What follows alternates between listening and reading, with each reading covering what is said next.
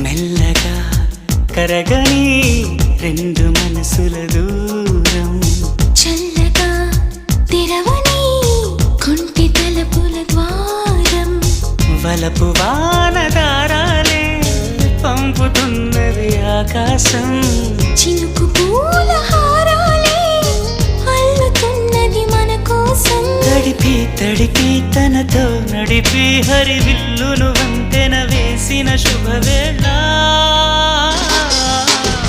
ఈ వర్షం సాక్షిగా తెలపని నూరాకే సొంతం, ఈ వర్షం సాక్షిగా కలపని బంధం, మెల్లగా కరగని రెండు మనసుల దూరం.